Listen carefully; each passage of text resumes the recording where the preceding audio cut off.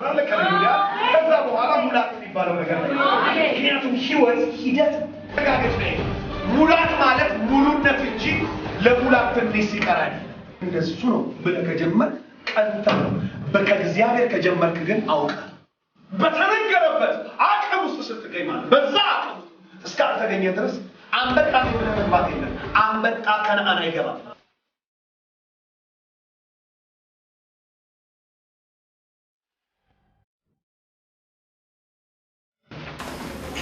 ለተኛ ጴጥሮስ ምዕራፍ 1 ዋው እነዚህ ትምህርቶች ሳገለግል እንዴት ያለ ኤክሳይትመንት ውስጥ እንዳለው ልነግራችሁ አልችልም በቃ መንፈሴ እጅግ ተደስቶ ነው እነዚህ ትምህርቶች ሳስብ ራሱ እንደገና ሳገለግላችሁ ያለሁትና እግዚአብሔር በልቀት መንፈስ ይባርከናል አሜን ሃሌሉያ እና ላስት ታይም እንደነገርኳችሁ ባለፈው ጊዜ ልቀት ማለት ወይ ይሄ ኤክሰለንስ ማለት ስፒሪትም ጭምር ነው መንፈስ ነው እና ምንድነው የልቀት መንፈስ የሚለው ነገር ነው በጥልቀት ያያየን ያለው እና የልቀት መንፈስ ወይ ስፒሪት ኦፍ ኤክሰለንስ ወይ አንዳንዶች እንደሚናገሩትም እንደሚያስቡትም ኤክሰለንስ ማለት ከአንድ ደረጃ ከወጣለት እውቅና ከተሰጠው ከፍታ በላይ መገኘት ማለት ነው ይሄንን ብዙ ሰዎች ይስማሙበታል ደረጃ ከወጣለት እውቅና ከተሰጠው ከአንድ ደረጃ በላይ መገኘት ያ ኤክሰለንስ ነው ሁሉ ጊዜ ልቆ መገኘት 3 ደረጃ ያለው ነገር ካለ 4 ሆኖ መገኘት 5 ደረጃ ያለው ነገር ከሆነ 7 ላይ መገኘት ሁሌ ሰዎች ካወጡት ስታንዳርድ ወይም ሰዎች ከመሰረቱት ይሄ ልኬት ነው ብለው ካመጡት በላይ ሆኖ ለመገኘት የሚደረግ ማናቸው የህይወት እንቅስቃሴ ልቀት ብለን ልንጠራው እንችላለን ከፍተኛውን ብቃት መቀዳጀት ማለት to the maximum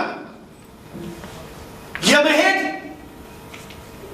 ልበሰፊነት ወደ ከፍተኛው ብቃት ነጳውሎስ ጥሪያቸውን እንኳን ሲያወሩ ምንድነው የሚሉት የነበረው አሁን ገና እንዳልያዝኩት እቆጥራለሁ ምን ማለት ነው አገልግሎት አልያዘም እያገለገለ አይደለም ታምራት እየሆነበት አይደለም በህይወቱ ውስጥ እጅግ ብዙ አብያተ ክርስቲያናትን አልመሰረተም የክርስቶስን እውነት ማንም ከገለጠው በላይ አልገለጠም ገልጧል ግን ይህና የልቀት መንፈስ ስላለው ምን ይላል ገና እንዳልያዝኩት እቆጥራለሁ ደርሻለሁ አልልም ገና የምደርስበት አለ ምንድነው መለኪያ ስትሉትና ስትጠይቁት ግን አንድ የሚነግራችሁ ነገር አለ በፊልጵስዩስ ምዕራፍ 3 ላይ ሄዳችሁ ስትጠይቁት ጳውሎስን የተያዝኩበትን ያንን እይዛለሁ ብዬ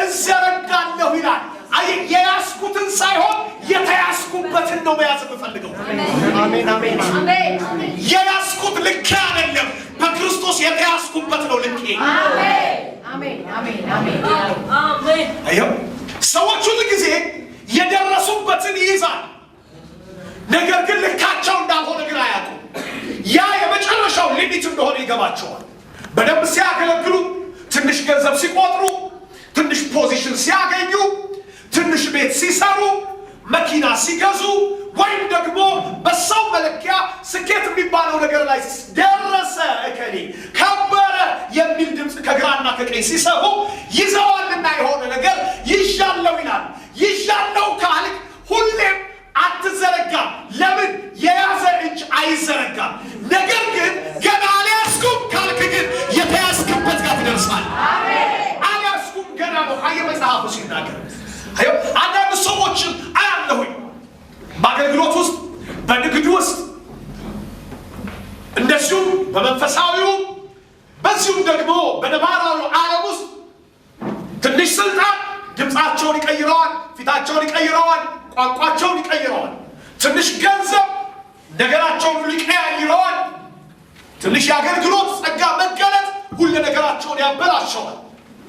እንደ ሌላ ነገር ነው የሚሆኑት። ሰልፍ ዲሰፕሽን ውስጥ ይገባሉ፣ ወይም ራሳቸውን ወደ ማሳትና ማንም ምንም ሳይሆን ምንም የሆነ ቢመስለው ራሱን ያስታል እንደሚለው ቃል ራሳቸውን ያሳቱ፣ ያልደረሱ ደራሽ ሆነው ይታያሉ። ያልያዙ ያዥ ሆነው ይገኛሉ። ያልከበሩ ክቡራን ይሆናሉ። አያችሁ፣ ያላደጉ ጥግ ደራሽ ይሆናሉ። ይሄ ራስን የማሳት ሂደት ነው። ነገር ግን አንድ ሰው ግን ገና እንዳልያዙ እቆጥራለሁ ካለ ሁሌ የመዘርጋት ልኬት ውስጥ ይገባል። በተዘረጋ ቁጥር አካባቢን ትለቃለህ፣ ከፍታን ትለቃለህ። የያዝከውን ነገር ሳይሆን የተያዝክበት ጋር ትደርሳለህ። ለዚህ ነው ቸርች ውስጥ አይታችሁ ከሆነ ፓስተሮች ቦታ አይለቁ፣ ለሌላ ማውረስ የሚባል ታሪክ አይታወቅም። አገልጋይ አሳድጎ ቦታ መስጠት የሚባል ነገር በቤተ ክርስቲያን ታሪክ ውስጥ ብዙ አናይ።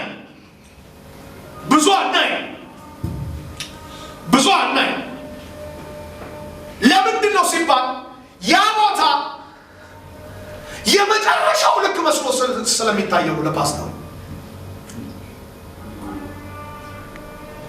የመጨረሻው ጥግ መስሎ ስለሚታየው ማለት ነው። ሰርቫይቫል ኢሹ ይሆንበታል።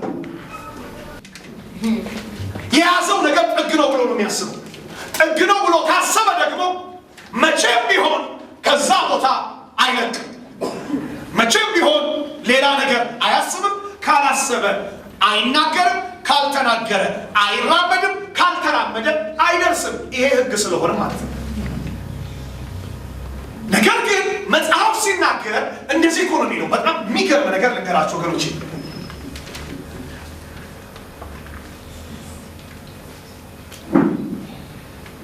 ገና እንዳልያዝኩት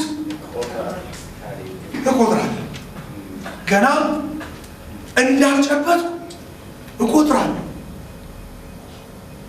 ግን አለና ያንን በክርስቶስ ኢየሱስ የተያዝኩበትን ለካ ስትለቀቅ ተይዘህ መድረስ ያለብህ የቻልከው ያህል ሳይሆን የቻልክበት አቅምህን ተጠቅመህ የቻልክበት ቦታ ድረስ መድረስ ሳይሆን የተያዝክበት ድረስ ነው። አሜን አሜን አሜን አሜን አሜን አሜን። የት ድረስ ነው የተያዝከው? የት ድረስ ነው የተያዝከው? እግዚአብሔር ለምን አይነት አገልግሎት ነው የጠራችሁ? ተመልከቱ። ሁሉም አገልግሎቶች እዚህ ስለ ሳንዳ አይደለም። የሆነ ሰሞን አሁን ወንጌላዊ የሚል ነፋስ ከነፈሰ ሁሉ ሰው ወንጌላዊ እና ሲጻፍ ራሱ ወዊ የተባለ ይጻፋል። ይጻፍና ከዛ በኋላ ዝባር ተደርጎ ከዛ በኋላ ፓስተር የሚል ደግሞ ሪቫይቫል ደግሞ ሲመጣ ደግሞ ሁሉ ሰው ደግሞ በቃ ምንም ፓስተር ሁሉ ሰው እንደዛ ነው። ከዛ እንደ ሰነድ እሳት ነው። ከዛ አፖስቶሊክ የሚባል ነገር ሲመጣ ደግሞ ሁሉ ሰው አፖስትል ከሌ አፖስትል አፖ ይቀጥላል። ገብቷል? ከዛ እንደገና ደግሞ ነብይ ደግሞ የሚባል ሲመጣ አሁን አብዛኛው ፓስተር ራሱ እየቀየረ ነው። አይታችሁ ነብይ ነው በቃ ነብይ ከሌ ይሁን ነፋስ ነው የሚወስድ። ግን ስምህ ጋር ሳይሆን ስራህ ጋር እየሄድክ ነው ወይ? ያንኑ ነገር እየደገምኩት አሁን ስም ቀያየው ነው የሚሰራል። ያው ነኝ እኮ ትናንትና ያያችሁትን ፎቶዬን ዛሬ ላይ ከከበደ ወደ አሸናፊ ብቀይር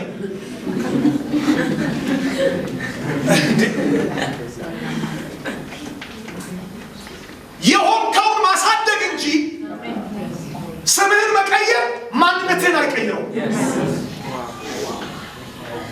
የሆንከውን ነው የምታሳድገው። ነፋሱ አይደለም እንደፈለገ የሚያደርግ። የተያዝኩበትን ያንን እይዛለሁ ብዬ ምን አደርጋለሁ? ፈጥናለሁ።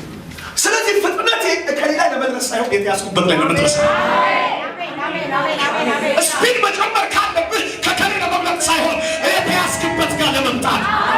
ምክንያቱም ይሄ ነው ዋነኛው የንቀትን መንፈስ አክቲቬትን በህይወታችሁ ውስጥ የሚያደርገው። ልቀህ የምትወጣው ከከሌ ሳይሆን አሁን ካለህበት ሁኔታ ነው። እስኪ አንድ ሰው ጮኸ አሜን ይበል። ልቀህ የምትወጣው አጠገብህ ካለው ፓስተር አይደለም። ልቀህ የምትወጣው አጠገብህ ካለው ወንጌላዊ አይደለም። ልቀህ የምትወጣው አጠገብህ ካለው ቸርች አይደለም። ልቀህ የምትወጣው ካለህበት ካሁኑ ሁኔታ። አንድ ክብር ላይ ካለ ከክብር ወደ ክብር ነው። አየው። አንድ እምነት ላይ ካለ ከእምነት ወደ እምነት ነው። አንድ ጸጋ ላይ ካለ ከጸጋ ወደ ጸጋ ነው። ያለህበትን ሁኔታ ስትለቅ ነው ላንተ የምትባለው እንጂ አጠገብ ያለው ሰው ስትወዳደረው አይደለም። ለምን ከወንድምህ ጋር ለውድድር አልተጠራህም። ሩጫ የሚል ህግ ብቻ ነው እኛ ቤት የሚሰራው። እግዚአብሔር መንግስት ውስጥ ሩጥ እንጂ ተወዳደር አልተባለም። ውድድር ክልክል። ሩጫው ደግሞ የምንድን ነው ብያችኋለሁ? የትዕግስት ምን ይላል? በፊታችን ያለው ሩጫ በምን እንሩጥ? በትዕግስት እንሩጥ። እያለከለክ እንዳትደፋ ማለት ነው።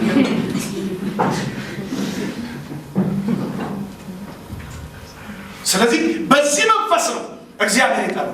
ስለዚህ የተያዝኩበትን ያንን ከጴጥሮስ እበልጣለሁ ብዬ እሮጣለሁ የሚል ቃል አልተጻፈም። ለጴጥሮስ የሰራለት ለእኔ የሚሰራልኝ ያለው ቃሉ የሚለው ክብር ለጌታ ይሁን። ስለዚህ ለአንተ የሚሰራው እግዚአብሔር ከዛኛው አስበልጦ ያኛው ሰው የእንቁልልጭ እንድትልበት አይደለም። እንቁልልጭ ያለ በዚህ ጋር የለም። የምናደርገው የምንኖረው ኑሮ ሁሉ ጥሪያችንን ለመሙላት እንጂ እንደከሌ ለመሆን አይደለም።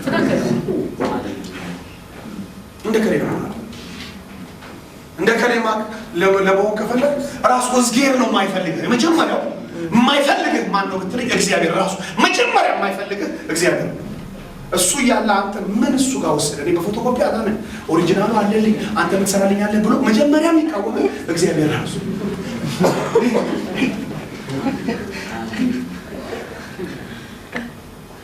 አሜን ነው። አሜን ነው። ስለዚህ ልቀት የልቀትን መንፈስ በምንልበት ጊዜ እነዚህን እውነቶች ነው መረዳትና ከዚህ ነው መጀመሪያ ያለብን። እግዚአብሔር ይባረክ። ስለዚህ በሁለተኛ ጴጥሮስ ምዕራፍ 1 ላይ ያለውን ቃል እናንብብ።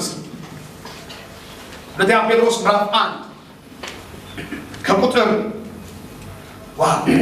ኢየሱስ ጌታ አሜን። ጂሰስ ሁለተኛ ጴጥሮስ ምዕራፍ 1 ከቁጥር 1 ጀምሮ ያለውን ቃል እስኪ ላንብበው።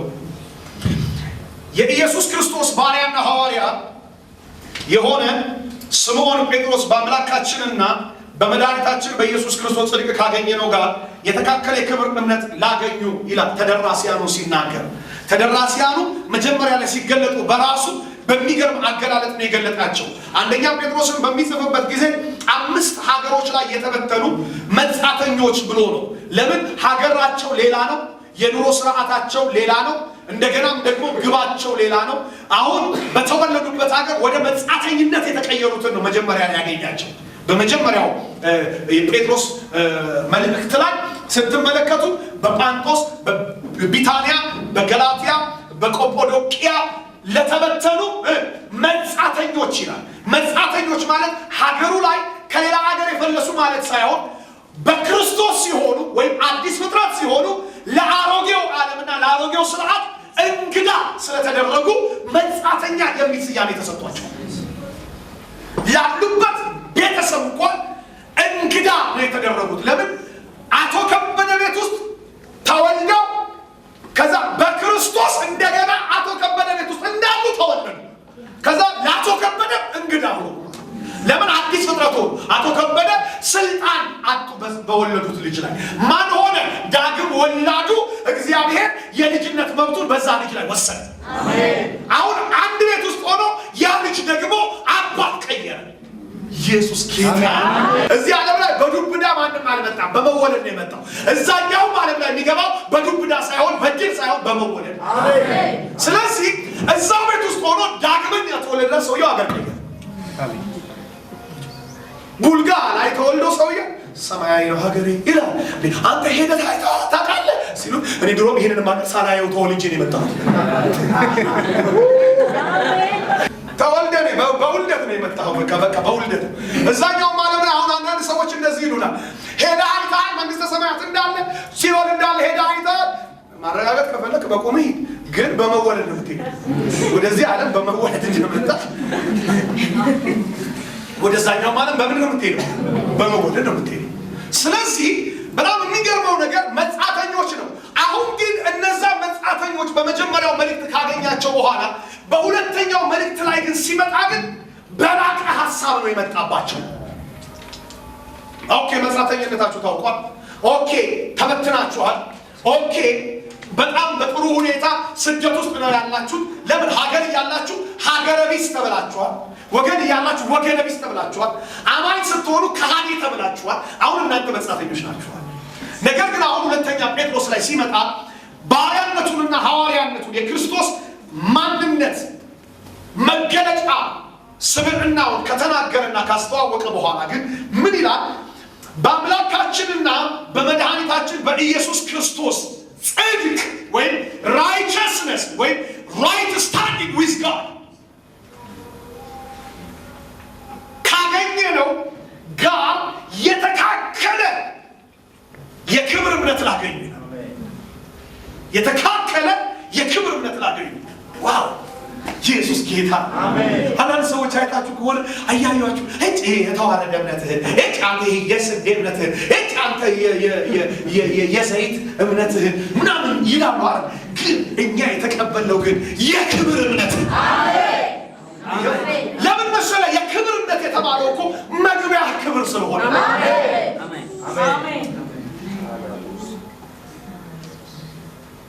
የክብር እምነት ላገኙ። ያገኘው እምነት ይገባችኋል? አማኞች ያገኛችሁት የእምነት ክብር ይገባችኋል? ያገኛችሁት የጽድቅ ልኬት ይገባችኋል? ከእግዚአብሔር ጋር እኮ መቆም የምትችሉበት የጽድቅ አቅም እኮ አግኝታችኋል። እግዚአብሔር ባለበት የምትገኙበት። አንድ ሰው እስኪ አሜን ይበል ባካ። የሚገርም እኮ እግዚአብሔር ባለበት የምትገኙበት። ሀብታም ቤት ውስጥ ስትገቡ እንኳን ትሸማቀቃላችሁ። እግዚአብሔር ባለበት ግን ሳትሸማቀቁ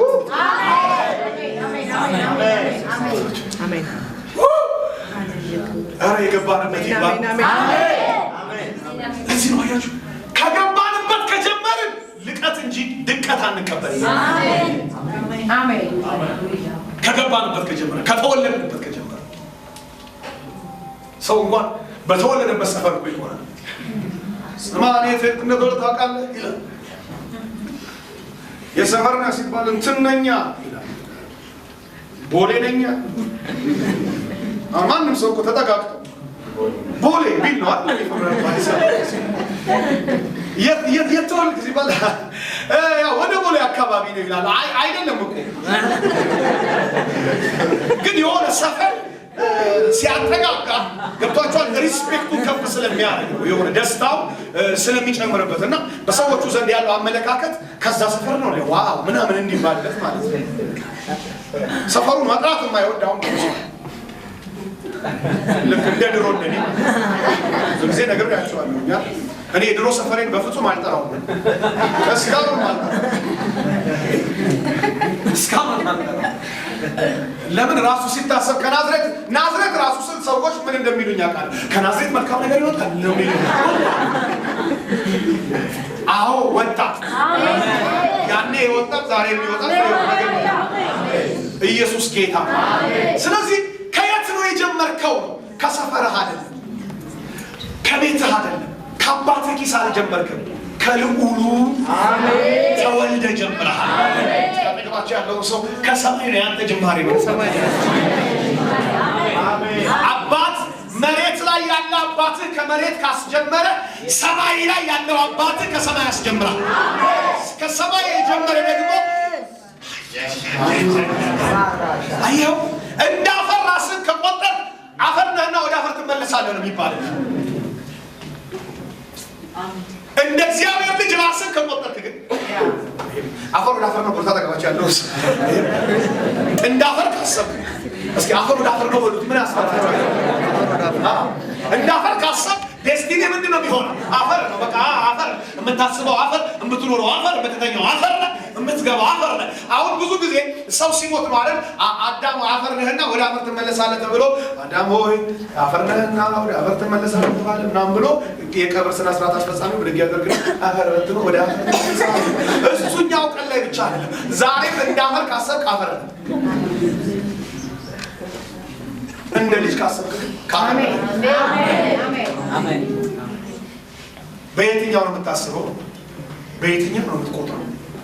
ኢየሱስ ጌታ አሜን። ራቅ ሰው ጮኸ አሜን ይበለኝ። አሜን።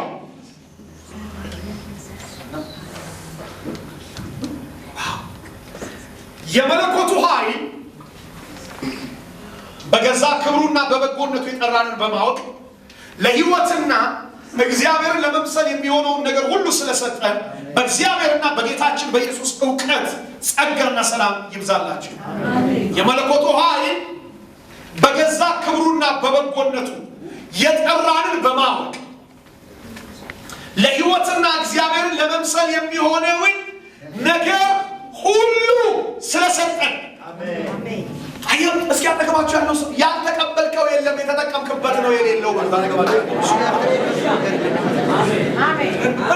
በደም ነካርኩትና ያልተሰጠ ነገር የለም ማለት የተጠቀምክበት ነው የሌለው ማለት ያልተሰጠ ነገር የለም። ቅድም እንደነገርኳችሁ የማይታየውን እንደሚታይ አድርጎ ጸንቷልና የሚል ቃል አለ ዕብራውያን 11 ላይ የማይታይ ነው ግን እንደሚታይ አድርጎት ማለት ሰውየው ነው በእምነት ያንን ነገር አድርጎት የቆመው። ለምን እምነት ተሰጥቶታል። ምን ማድረጊያ? የማይታየውን እንደሚታይ ማድረጊያ። አሜን። ይሄ የምን ባህሪ ነው? የእግዚአብሔር ባህሪ ነው። አሜን። ከየት አመጣኸው? ሮሜ 4 ላይ ሄደህ ስትመለከት እርሱ እግዚአብሔር የአብርሃም አምላክ የይስሐቅ አምላክ የያዕቆብ አምላክ የአብርሃም አምላክ እኛ የተጠራንበት ይልና ጳውሎስ ሲናገር ለሮሜ ሰዎች የእምነትን ጉዳይ ሲሞግታቸው እንደዚህ ብሎ ነው የሚነግራቸው። እኛ የተጠራንበት ይሄ እግዚአብሔር የሌለውን እንዳለ አድርጎ ልክ ሙሴ የሄደበት ሂደት እግዚአብሔር ያደረገውን ሂደት ሙሴ የማይታየውን እንደሚታይ አድርጎ አድርጎ ሮሜ 4 ላይ ደግሞ እግዚአብሔር የሌለውን እንዳለ አድርጎ የሚል ቃል አንድ አይነት ቃል ይጠራዋል። እንዳለ አድርጎ ነው የሚጠራው። ዘይመጣል ከቁስ አይጀምርም ነገር ከእምነት እይታ አሜን አሜን። ቁሶች የተፈጠሩት ሁሉ በቃል ቃል ማለት ደግሞ ክርስቶስ አሜን። አንድ ነገር ልንገራችሁ እግዚአብሔር ዓለማትን በልጁ ፈጠረ ይላል ዘፍጥረት 1 ላይ ሄዳ ስታነብ ግን እግዚአብሔር በቃሉ ነው የሚል እንዲህ አለ ነው የሚል ያ ቃል ፐርሰን የሆነው ክራይስት ፐርሰን ነው። እግዚአብሔር ሲያወጣ ፐርሰኑ ነው ክራይስት መካከለኛው። ለዚህ ነው በእምነት ስትናገር የሚሆንልህ ከዚህ የተነሳ አሜን። በጣም ብዙ ጊዜ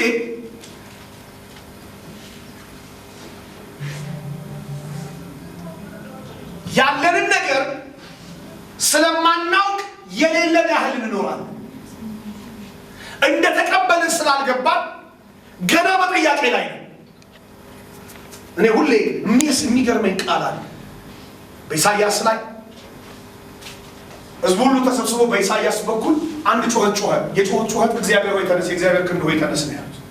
ተነስ የእግዚአብሔር ክንድ ሆይ ተነስ፣ በቀድሞ ዘመን እንደነበረው በቀድሞ ወራት እንደሰራኸው እባቡን የቆራረጥከው ዘንዶውን የወጋኸው ጠሊቁንም ባህር ደረቅ ያደረግከው አንተ አይደለህምን? በደረቅ መሬት ይሻገሩ ዘንድ ያደረግካቸው ኧረ ተነስ እግዚአብሔር ኧረ ተነስ ኧረ ተነስ እያሉ ህዝቡ ጮሁ 51 ላይ። ከዛ እግዚአብሔር መጣና አንድ ምዕራፍ 52 ላይ ሲመራ ኧረ ጽዮን ተነሺ ኧረ ጽዮን ተነሺ ተነሺ ታይ ልብስሽን ልበሽ ጌጠኛ ልብስሽን ትቢያሽን አራክፊ የአንገትሽን እስራት ፍቺ። የምትፈታው ነገር ነው እጇ ላይ መፍታት የምትችለው ነገር አንገቷ ላይ ቆይቷል። ስለዚህ ተነስ የተባለው እግዚአብሔር መጣና አረ ተነሱ አለ። ፍታኝ እያለች የጮኸችዋን ጽዮንን አረ የአንገትሽን እስራት ፍቺ አስፈቺ እኮ አላላትም። ፍቺ አንተ ማድረግ እየቻልሽ ነው ያላደረግሽው። እስራቱ የቆየው አቅመኛ ስለሆነ ሳይሆን ስላልገባሽ ነው።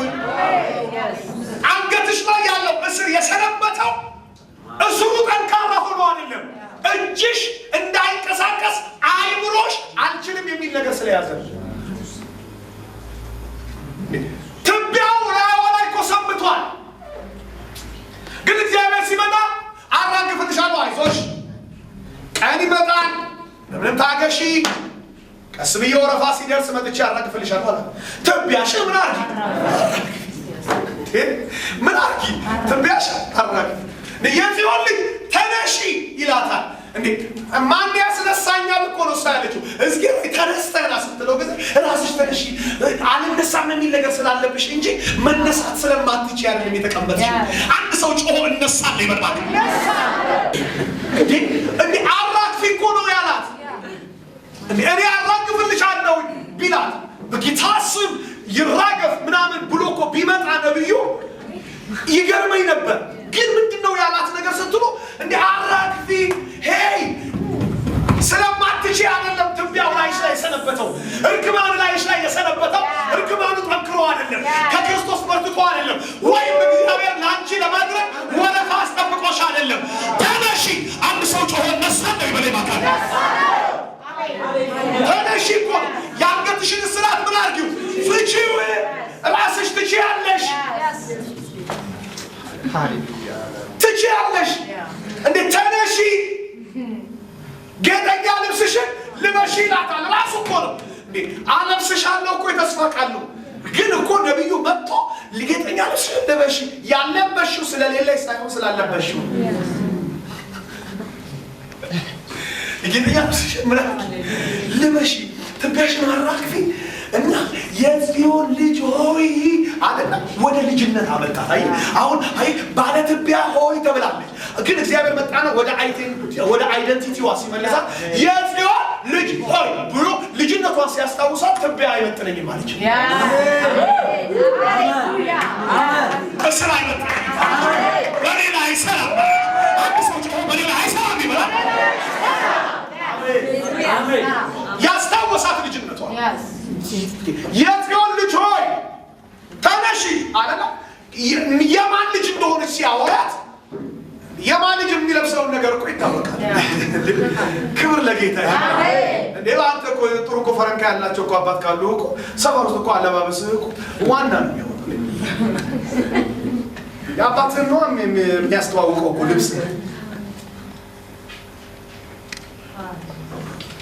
ልበሺ የጽዮን ልጅ ወይ ሲል ለካ የጽዮን ልጅ ነኝ አለች። ባለ ትቢያ ልክ አይደለሁም። ልክ ትቢያ ማን አጥቶ ኢኮኖሚስ ኢየሱስ ጌታ ይሄ ጋር አይመጥነኝም።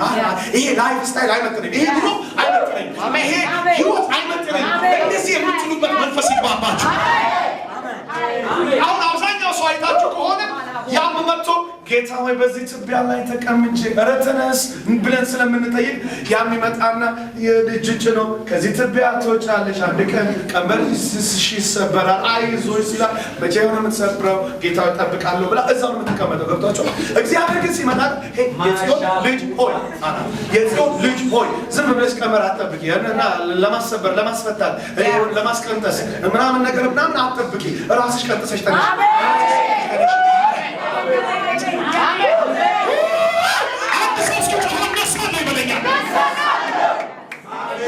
የአንገትሽን እስራት ፍቺ ትቢያሽን አራግፊ ማለት ስታራግፈው ነው የሚራገፈው። ብር ታጠገባቸው ያለው ሰው ስታራግፈው ነው የሚራገፈው። ስትለብስ ነው የምትለብሰው አይደል? እስኪ ንገሩኝ። እንዴ ስንለብስ እኮ ነው የምንለብሰው። ካልለበስክ እኮ መቼም አትለብስም። ቁምሳጥን ሙሉ ያላቸው ልብስ ያላቸው ሰዎች አይታችሁ ከሆነ በአመት አንድ ጊዜ አንድ ብቻ ነው የሚለብሱት። የወፈሩ ቀን ሁሉ ነገር ይጠፋባቸው፣ ወይም የከሱ ቀን ደግሞ ውስጡ መግባት ስለሚፈሩ ታቸው። ስለዚህ ምንድነው መሰላችሁ አሁን ስለሌላችሁ አይደለም። አጠገብ ያለውን ሰው ንገረው እባክህ። ስለማትችል አይደለም። አሁን ባለህበት ሰው ያለው ስለሌለህ አይደለም። ኢየሱስ ጌታ ነው።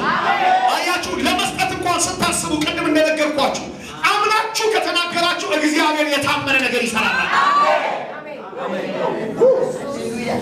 I just want to be a giver ካላችሁ እኮ እግዚአብሔር ለሆናችሁት ነገር ነው አቅርቦት ያለው።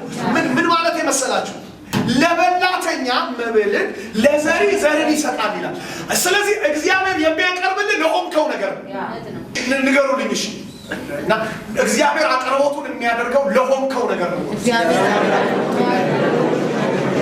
በላተኛ ከሆንክ መብል ብቻ ነው የሚሰጥህ ማለት ነው። አጫጭ ስለሆንክ ማለት ነው። ዘሪ ከሆንክ ግን ዘሪ ይሰጣል። አሜን አትሉኝም? አቅርቦቶች ራሱ የሚመጡት ለሆንከው ነገር ነው። ልቀ መውጣት ያልቻልከው እግዚአብሔር በዚህ እንድትኖር ስለወሰነብህ ሳይሆን የተሰጠህን ስላላወቅህ። የሆንከው ነገር ከገባ ለሆንከው ነገር አቅርቦት ይመጣል። በላተኛ ከሆንክ መብል ይሰጣል። በቃ ምንም ችግር የለም። ሁልጊዜ ፉድ ፋይተር ነህ፣ ይቀርብልሃል። በቃ በየጊዜው ፉድ ለበላተኛ መብል ነው በቃ የሚለውና መብል ይሰጣል ነው። በቃ የተዘጋጀ የተጠበሰ አሳ በየጊዜው ይመጣላ። ስወጣ ከባህሩ አሳ ተጠብሶ ሰጠኝ ጌታ ተመስገን ተባረክ ወደ እኔ ሞላ እቺ ከላ ብለህ ደግሞ የዋለውን አትከልክለኝ እያልክ ነው የምትቀበለው ዘመን ማለት። ነገር ግን ዘሪ ከሆንክ ግን እግዚአብሔር ሁልጊዜ ዘር ይሰጣል። ዘር በተሰጠ ቁጥር ደግሞ ስለምትፈራ እርሻ ይሰጣል። እርሻ ሲሰፋ ደግሞ ትውልድ ትመግባለህ። ይሄ ለሆንከው ነገር ነው እግዚአብሔር አቅርቦት የሚሰጠው። አንድ ሰው ጮሆ እስኪ አሜን ይበለኝ። ልቀትህን ማግኘት ከፈለግ የሆንከውን ነገር አግኝ። በላተኛ ነኝ ወይስ ዘሪ ነኝ ብለህ ዛሬ እንኳን ከጠየቅ የሚቀርብልህን ነገር ነገ ከነገ ወዲያ የዛሬ 10 ዓመት የሚቀርብልህን ነገር በትክክል ዛሬ ታውቃለህ። ምን እንደሚያጋጥምህ የምታውቀው የሆንከውን ስታውቀው። በላተኛ ከሆንክ ምግብ ብቻ የሚቀርብልህ ነገር ያለው እግዚአብሔር ከራራለህ። በዱለት በጥርስ በምን መልክ ይመጣል? ተለያይቶ ከለር ተቀይሮ ክኩ በምስር ምስሩ በሽሮ ሽሮ ፋታ መልክ ምናምን ብቻ እየሆነ ይመጣል። የምግብ ቅያሬ ነው የምታገኘው እንጂ ሌላ ነገር አታገኝ። ዘሪ ከሆንክ ግን ዋጃና ማአንገ በምግብ የምታተርፈው የቦርጭ ስፋት ነው። በዘሪነት የምታተርፈው ግን የሀገር ስፋት የክልል ስፋት። አሜን አትሉኝ? ወደዚህ ነገር ነው እንድንመጣ የሚያስፈልግ። እነዚህን እውነቶች ከተረዳ ማይዳ ቸርች እንዴት እንደምትሆን አስበው። አሁን ይሄ ሌላው ቀን ማስተምራችሁ ተው። ዛሬ አስተማርኳችሁ ከገባችሁና ከሰራባችሁ በኢየሱስ ስም እንደዚህ ሆናችሁ አትገኙ። ትለውጣለህ ራሱ ጌታ ሆይ ባለ ፉድ ነበርኩኝ ከዚህ በኋላ ባለ ዘር እሆናለሁ ባለ ሲል ነው የምትለው።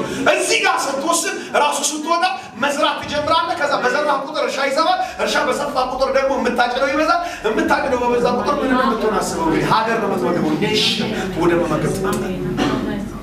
አሜን ማይ ጋድ። እስኪ አንድ ሰው ጮሆ ልቀት ይበላል። ልቀት አሜን። ያልተቀበልከው ምንም ነገር ያልተቀበልኩት ምንም ነገር እግዚአብሔር ያልሰጠን በክርስቶስ የለም።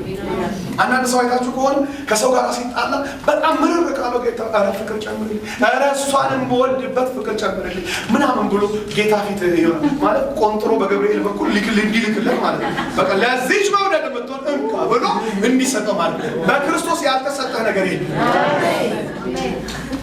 ዓለም የታረቀበት ልጅ ተሰጥቶ ከአንድ ሰው ጋር ለመታረቅ አቅም ካጣ ኢየሱስ ዓለም እኮ የታረቀበት ልጅ ነው የተሰጠ። ዓለም ይቅር የተባለበት ልጅ ተሰጥቷል።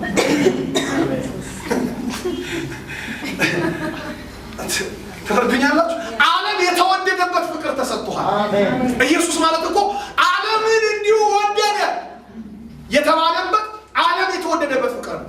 እንዴት ዓለም የተወደደበት ፍቅር ውስጥ ኖሮ አንድ ሰው ማፍቀር ወይም መውደድ እንዴት ያቀጣል? በጥላቻ እንዴት ትመላለሳለህ?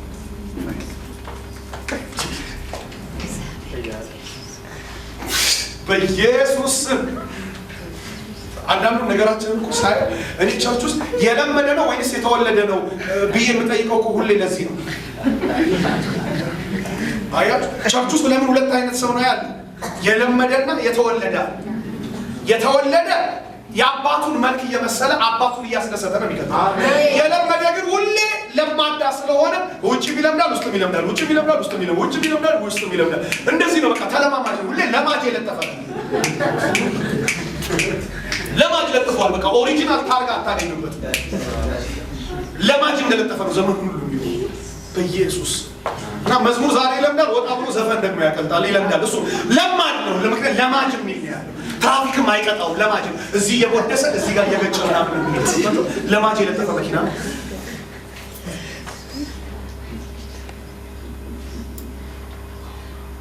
ስለዚህ ክርስቶስን ተቀብሎ ሰው ይቅር ማለት ካቃተ ክርስቶስ አለኝ ብሎ ሰው መውደድ ካቃተ ለማጅ የለጠፈ ግን ባለ መኪና የእውነት ታርጋ የለውም ማለት ነው ህጋዊ እውቅና አላገኘም ማለት ነው ሬጂስተር ዳታው ገጭቶም ቢሚስተፋ ግንሎም ይጠፋል ለማጅ ነው አይለጠፈው ጌታ ሶስቴ ባርከኝ ጂሰስ አለብሶቼ ጋር ለማጅ ነው የኔ ታርጋ ነው እንደገባችሁ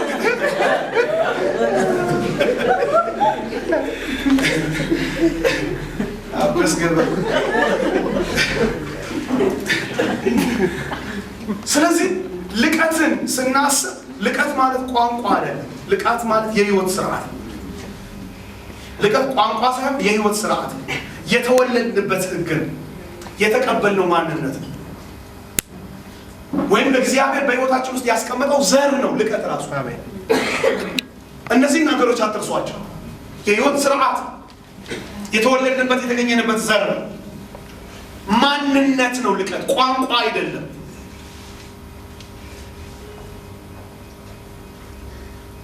ትምህርት ቤቶች ውስጥ አሁን 10 ከ10 ስታገኙ ኤክሰለንት የሚል ነገር ሁሉ ጊዜ አለ አይደል ኤክሰለንት የሚባል ነገር ያ ኤክሰለንት የሚለው ነገር ልኬቱ ላይ ስለደረሳችሁ ነው ግን ስፒሪት ኦፍ ኤክሰለንስ ግን ከልኩ ስታል ሰዎች ካወጡልህ መስፈርት ስታል ስለዚህ ሰዎች በህይወታቸው ውስጥ ያስቀመጡት መስፈርት እኮ አለ አያችሁ አጋንንት እኮ ያስቀመጠው መስፈርት አለ ሃይማኖት ያስቀመጠው እኮ መስፈርት አለ ህጎች እኮ ያስቀመጡት መስፈርቶች አሉ ከነሱ አንሰን እኮ ነው ዛሬ እየኖርን ያለን እነሱን እንኳን መሙላት አልቻለም ነገር ግን የተጠራ ነው ግን ከነሱ በላይ ለመሆን አሜን አያችሁ መጽሐፍ ሲናገር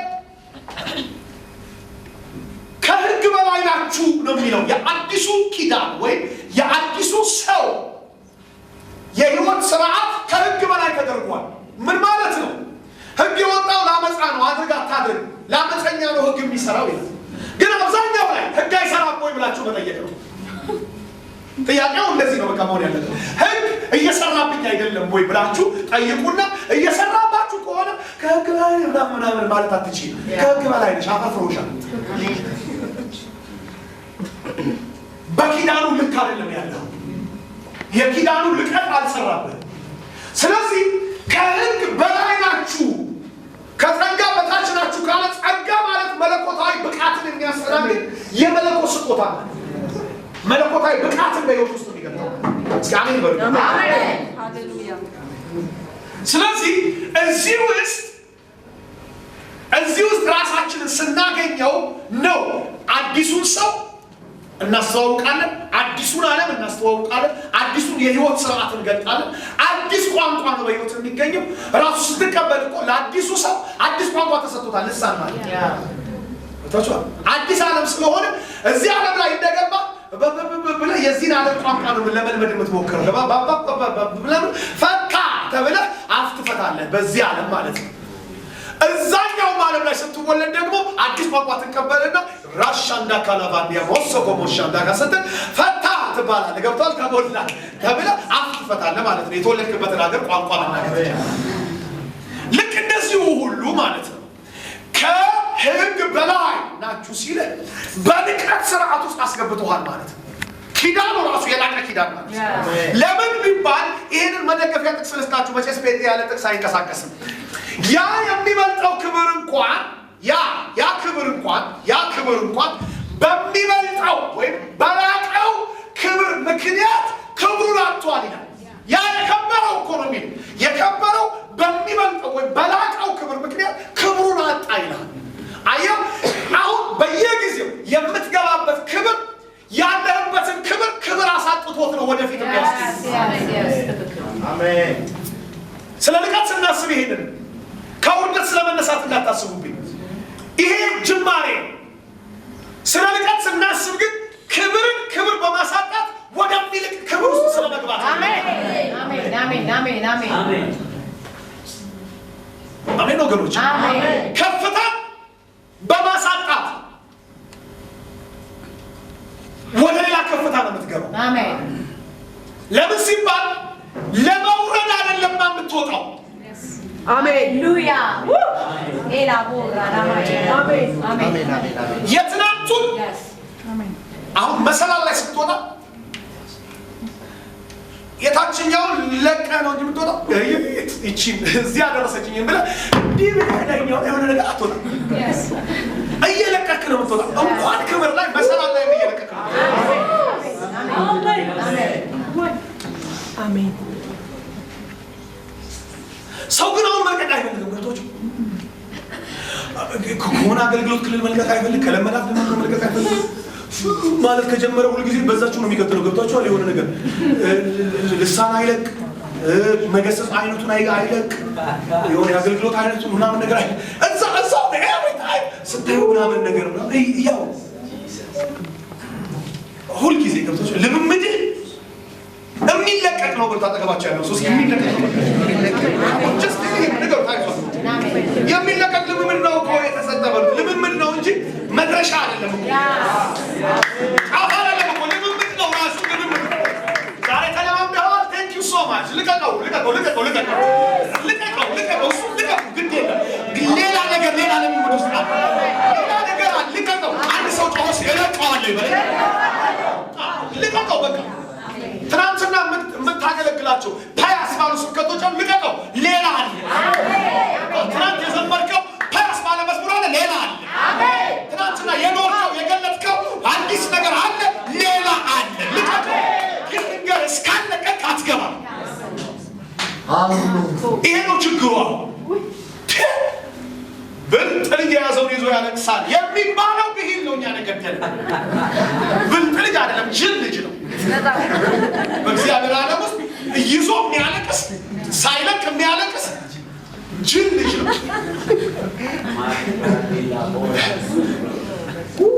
ለቀ ነው መሄድ ያለ። እስኪ ልቀቅ። እስኪ ሌላ ነገር እስኪ እግዚአብሔር አለማም ነው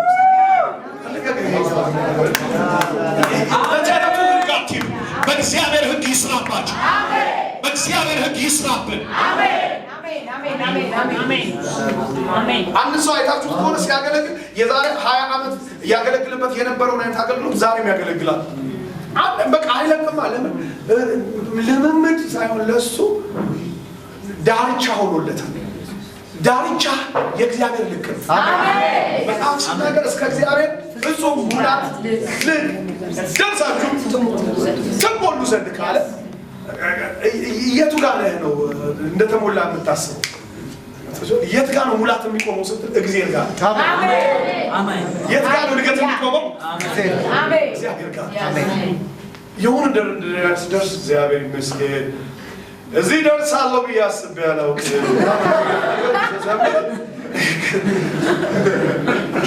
እዛው ጋር ከከረምክ ዘወር በል ታጠገባቸው ያለ እስቲ ከብሉይ ኪዳኑ እንደው ከይስሐቅ እስኪ እንማር። በቃ ምንም ችግር የለም። እዚህ ጋር ሲደጋገሩ ዞር ብሎ ቆፈረ። ገብቶሃል? የመሬት 3/4 እንኳን ገባ ያለ መገለጥ ብትቆፍር የሚፈልቅልህ ያለ መገለጥ ብትቆፍር ራሱ ይፈልቅልህ። ለምን? የመሬት 3/4 እኮ ውሃ ነው። ነገር ራሱ እውቀቱ ካለ መገለጡን ሳትፈልግ ዞር ባለ ቁጥር ብትቆፍር ይፈልቅልህ። ስለዚህ የሆነ ቦታ ላይ ችኮ መንፈስ አይኖር። የሆነ ልምምድ ላይ ችከት ነው። አንዳንድ ሰው በቃ እኔ ጸሎቱ ራሱ ከዓመት እስከ ዓመት ለምን የሆነ ሰው ማካቸው ብዙ ሰዎች በጣም ብዙ ሰው ሲጀምሩ ራሱ በዛው የሚጀምሩ ከዓመት ዓመት። ስለዚህ ሰውየው ፖስት ተደርጓል ማለት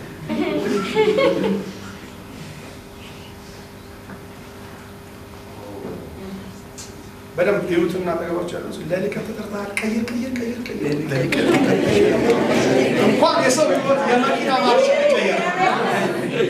ኢየሱስ ጌታ ለስንት መኪና አጣጥሎ ነደረ የምትወጣው ከመኪና ውስጥ በአንድ ማርሽ ብቻ ከበራ። ስለዚህ ቀይር በል ተገባቸው ያለው ነካሩትና ዛሬ አንድ ነገር ብቻ የሚቀየር ነገር አለ። ነካ ቀይር አዮ ስፒድህን ትቀይረዋለህ፣ አካሄድህን ትቀይራለህ፣ በረራህን ትቀይራለህ። ኢየሱስ ለዘላለም ጌታ ነው።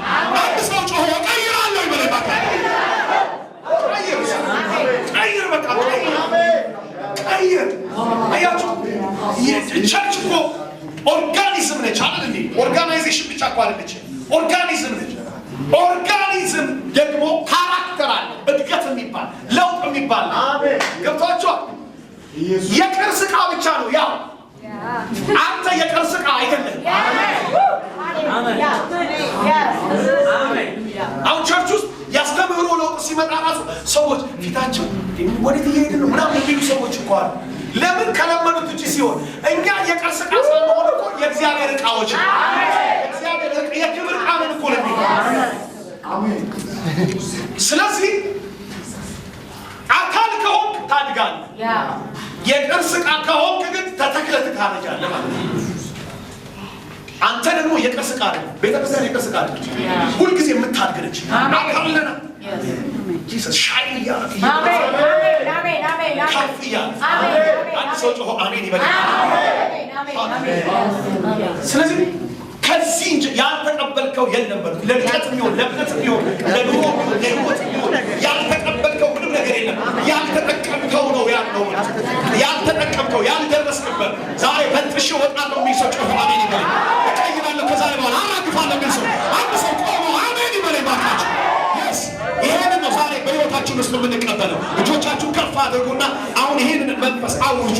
ዛሬ በህይወት ውስጥ የሰነበተ ስርዓት ይራገፍ። የሰነበተ ይሄ ማናቸውም አይነት ትቢያ ይራገፍ ነው። አራግፊና ተነሺ ነው ያለ።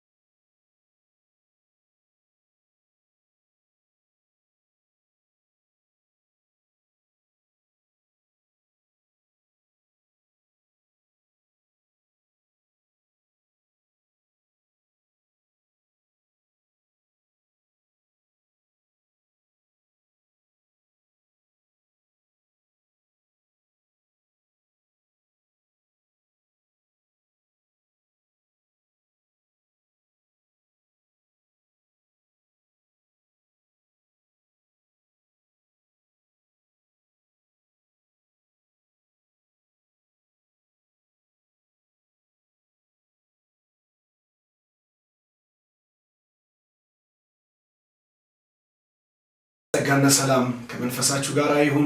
የተወደዳችሁ ቅዱሳን በዚህ አገልግሎት እንደተባረካችሁ ከራእያችንም ጋር ደግሞ አብራችሁ ደግሞ በብዙ አቅጣጫ እንደቆማችሁ እናውቃለን። እግዚአብሔር አምላክ ደግሞ ዘመናችሁን ደግሞ በክብር ብድራት ይባርከው። በዚህ በተሐድሶ ዓለም አቀፍ ቤተክርስቲያን ያለብን ትልቁ የአገልግሎት ተግዳሮት የአምልኮ ቦታ እጦት ነው። በዚህም ምክንያት ከቦታ ቦታ እየተንቀሳቀስን አንድ ቋሚ የሆነ ስራን በዘላቂነት መስራት አልቻልንም። ስለሆነ መባካችሁን የእግዚአብሔር ቤት ቅንዓት ህይወታችሁን የሚያቃጥል ለእግዚአብሔርም አሰራርና ራእይ ልባችሁ የተከፈተ ወገኖች ቦታ በመስጠት ቢሆን ገንዘባችሁን ደግሞ በዚህ አገልግሎት ላይ በመዝራት ቢሆን ይህንን አገልግሎት አብራችሁ እንድታገለግሉ የከበረ ጥሪ ወደ እናንተ እናቀርባለን። እግዚአብሔር ዘመናችሁን ይባርክ። በቴሌቪዥን ስክሪን ላይ በመታገኙት በዚህ ባንክ አድራሻና እንደዚሁም በስልክ ቁጥራችን በመደወል የፍቅር ልግስናችሁን በማድረግ የእግዚአብሔርን አገልግሎት አብረን እናገልግል። ቃሉ እንደሚናገረው እነሆ በተወደደ ሰዓት ሰማሁ፣ በመዳንም ቀን ረዳሁ ይላልና እነሆ የተወደደው ሰዓት አሁን ነው፣ የመዳንም ቀን አሁን ነው ይላል። አሁን በዚህን ሰዓት ይህን ቃል እየሰማችሁ መዳን እፈልጋለሁ የምትሉ ሌላ የቀጠሮ ቀን የለም። አሁኑን ወስኑ። አሁኑኑ መዳናችሁ በሕይወታችሁ ውስጥ ይፈጸማል። ምክንያቱም ነገ ያኛ አይደለም፣ በእኛ እጅ ላይ የለምና። ትናንትናም አልፏል። ዛሬ ግን አዲስ ቀን ነው። አዲስ ውሳኔ ወስነን የእግዚአብሔርን ሕይወትና የክብርን ፍጻሜ ለመቀበል ጊዜው አሁን ነው። ስለዚህ ለመጸለይ ከኔ ጋር የምትፈልጉ ይህን አዲስ ሕይወት ፈልገዋለሁኝ የምትሉ ከኔ ጋር አብረን ይህን የንስሐ ጸሎት እንጸልይ። ጌታ ኢየሱስ ክርስቶስ ሆይ አመሰግናለሁኝ። ለእኔ እንደሞትክ እንደተሰቀልክ ደግሞም በሦስተኛው ቀን ከሙታን ተለይተ እንደተነሳ ዳግመኛም ደግሞ እንደምትመጣ አምናለሁኝ። በቀራንዮ መስቀል ላይ በፈሰሰው በክቡር ደምህ ኃጢአቴን እጠብ፣ ልጅህ አድርገህ ተቀበለኝ። የሰማይ ዜጋ በእምነት ሆኛለሁ። በክርስቶስ ኢየሱስ ስም አዲስ ፍጥረት ሆኛለሁ። አሜን። እግዚአብሔር አምላክ ይባርካችሁ። ሕይወታችሁ ለዘላለም የተባረከ